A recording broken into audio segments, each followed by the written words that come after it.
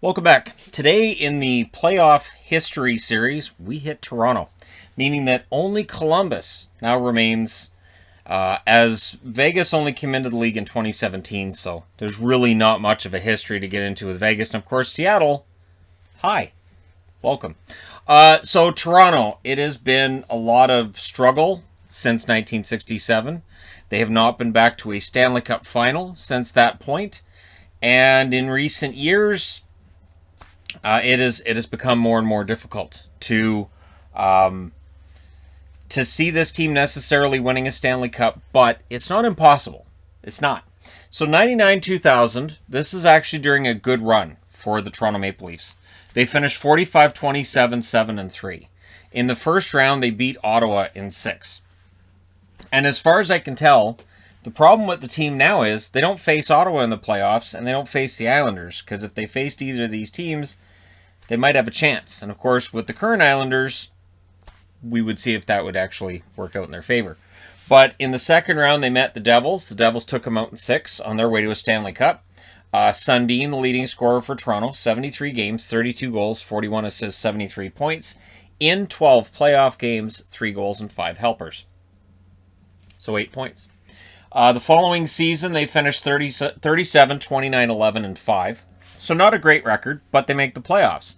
And they play an Ottawa Senators team that's supposed to be better than they are, but Ottawa loses in 4 straight. So Toronto moves on to the next round where they meet New Jersey again. This time they push New Jersey to 7 games, but they're out. And New Jersey's on their way to a Stanley Cup final where they would lose to the Colorado Avalanche. Sundin, 82 games, 28 goals, 46 assists, 74 points, leading scorer again, and 11 playoff games, 6 goals and 7 assists for 13 points.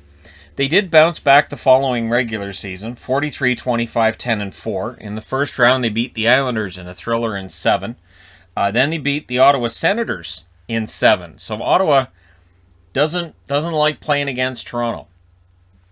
They just don't. It's not a good matchup for Ottawa. Then in the conference final, Toronto loses against Carolina in 6. This is right around as close as Toronto gets to getting to a Stanley Cup final, right? Thinking back to 93 against the Kings as well. So Sundin, 82 games, 41 goals, 39 assists, 80 points. Only played 8 playoff games that year, 2 goals and 5 assists for him. So yeah, things look pretty positive for Toronto. I mean, they're conference finalists, right? 2002-2003, a good regular season, 44-28, 7-3. But in the postseason, they lose in the first round against the Philadelphia Flyers. So they lose in 7 games against Philly. McGillney's their leading scorer that year. 73 games, 33 goals, 46 assists, 79 points. In 6 playoff games, Alex McGillney adds 2 goals and 5 assists. So 03-04, the last year before we bring in the salary cap, Toronto finishes 45-24, 10-3. In the first round, they win against Ottawa in 7. So again, Ottawa's the victim here, and here. The problem with Toronto's playoffs, they don't play Ottawa. So they lost in the next round against Philly in 6. So Philly had a bit of an easier time with them the following year. Sundin, 81 games, leading scorer with 31 goals, 44 assists, 75 points. In 9 playoff games, 4 goals and 5 assists for Sundin.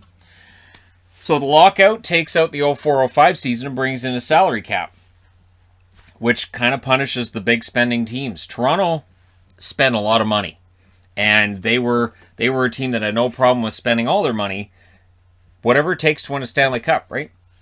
So 05-06, under the cap, 41, 33, and 8. They missed the playoffs.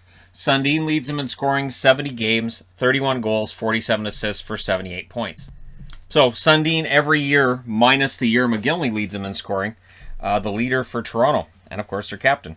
2006-2007, they finished with 40 wins, 31 losses, and 11 overtime or shootout losses.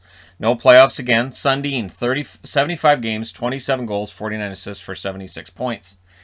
2007-2008, things start to get really mediocre. This is that era where the Leafs are good enough to think about the playoffs, but they're not good enough to be in the playoffs. And they won't go through the rebuild necessary in order to actually get to that next level. But we'll talk about the GMs in a bit once we're done with this part. So 07-08, they finished 36, 35, and 11. Sundin leads them in scoring again. 74 games, 32 goals, 46 assists, 78 points. 2008-2009, they finished below 500. 34, 35, and 13. Their leading scorer is Jason Blake. 78 games, 25 goals, 38 assists, 63 points. You would be forgiven for forgetting that Jason Blake was a leading scorer for Toronto at some point. 2009-2010, they finished 30, 38, and 14, and it is ugly.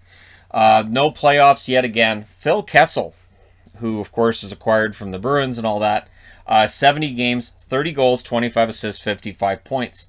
Phil Kessel should not have been a focal point for the team. Phil Kessel was a very good goal scorer. They should have had somebody else to be that focal point, and they really didn't during his run there. 2010-2011, they finished 37, 34, and 11. No playoffs. Phil Kessel's leading scorer again. 82 games, 32 goals, 32 assists, 64 points. 2011-2012, they finished 35, 37, and 10. And again, it's just this mediocrity year after year. No playoffs. Kessel, 82 games, 37 goals, 45 assists, 82 points. So at this stage, you're at 1, 2, 3, 4, 5, 6, 7 seasons since they brought in the salary cap, and Toronto has yet to make the playoffs. So as bad as things might look to some Toronto fans now, it was pretty bad back then.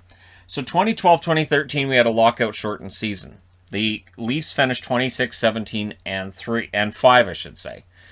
And they go into the playoffs. And they meet Boston. Boston's not a good matchup for Toronto right now. Boston wins in 7. Act surprised.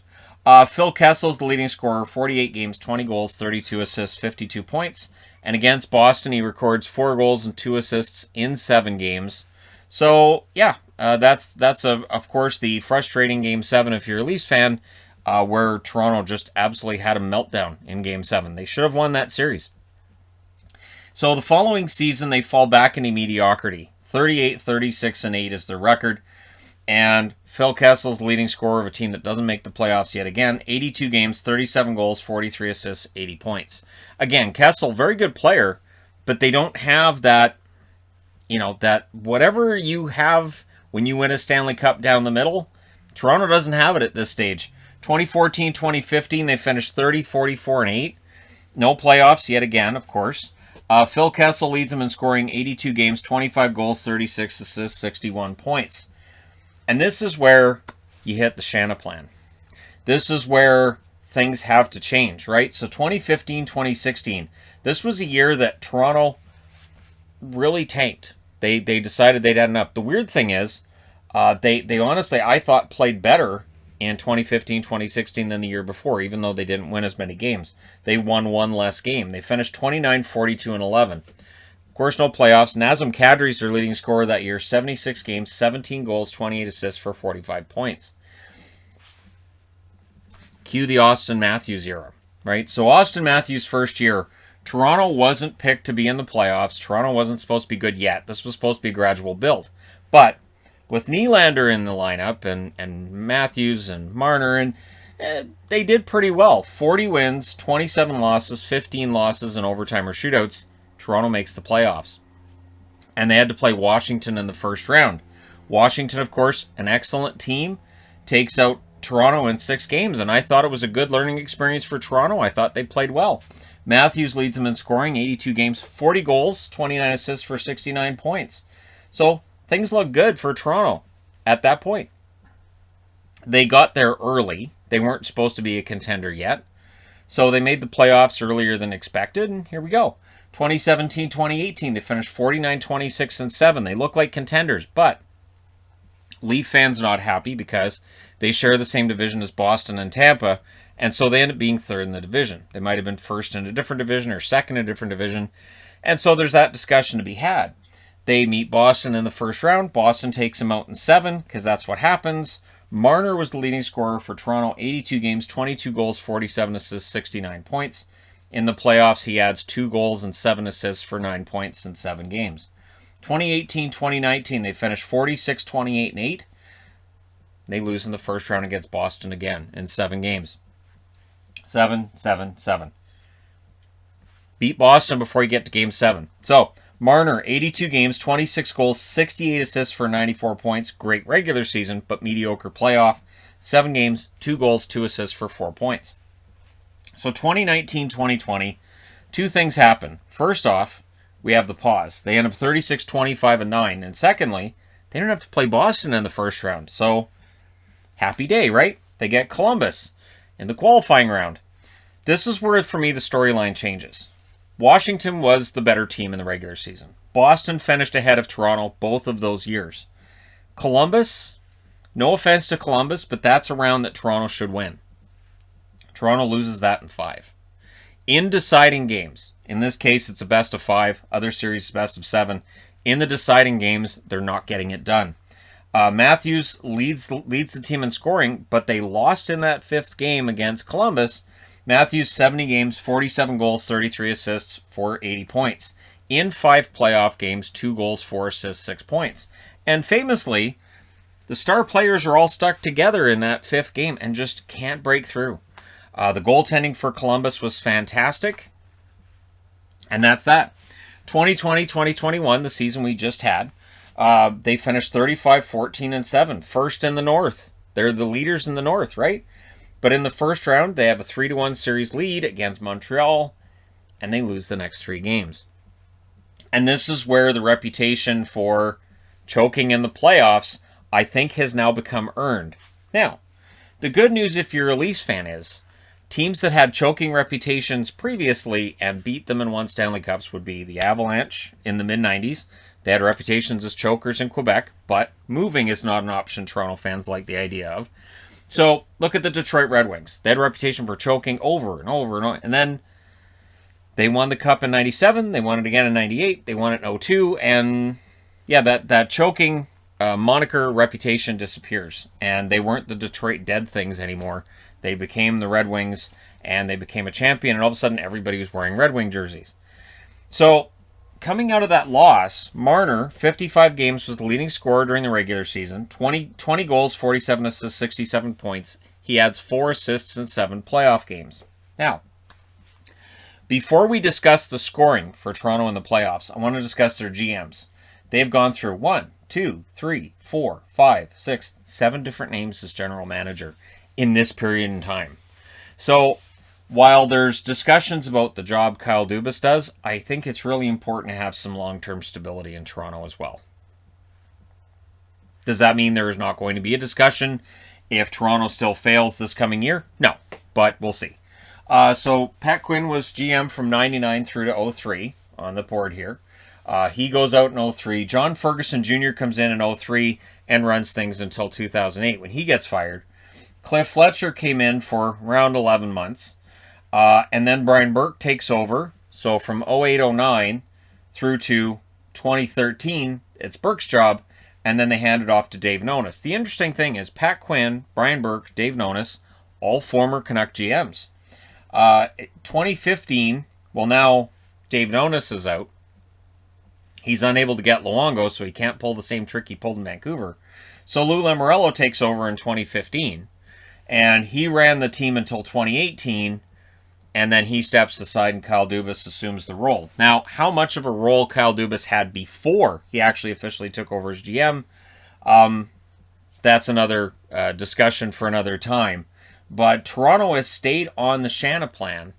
And Brendan Shanahan just this week has said they have to stay on the plan. They have to stay on the plan. The thing is, like I said, the first 3 years they're in the playoffs, they lost to better teams. No shame in that. Against Columbus and against Montreal. Those are series you need to win if you're going to be a champion, at least in my eyes. So that's 5 years done.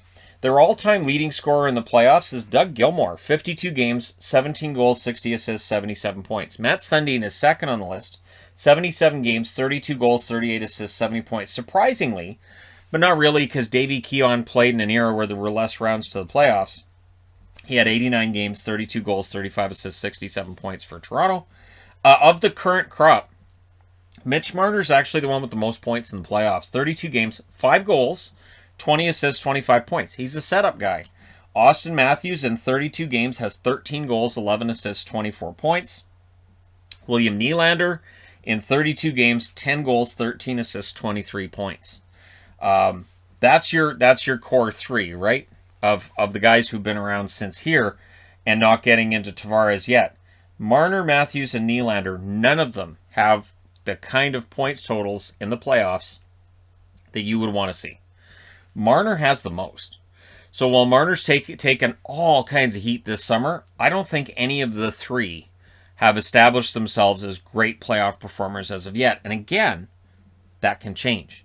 Morgan Rielly, 32 games, 4 goals, 15 assists. This might be his last year in Toronto. He's a UFA this coming summer, potentially. Zach Hyman, who's moved on to Edmonton now, 32 games, 5 goals, 8 assists, 13 points. So in the playoffs, Hyman has not been a producer either. John Tavares, 13 games. Of course, he got hurt at the start of the series against Montreal. 4 goals, 4 assists for 8 points in the 13 games he's played in Toronto. They need better performances from these guys if they're going to overcome that first round issue that they've had. And I really think it's a cohesive collective. All of them together have to figure this out. But again, I think there's time. This is still a relatively young team, but we'll see. So does Toronto break out and finally win one? Or are we going to be talking in the spring of 2022 about, well, the Leafs once again lose in the first round? Or then there's always the discussion of, could they miss the playoffs? I don't think they do. I have them in the playoffs, but we'll see. Let me know your thoughts in the comment section below as always. Don't forget to hit like and subscribe if you're browsing your way through. You just happened upon this video. Thank you guys so much for watching, for all your support. I will talk to you again soon.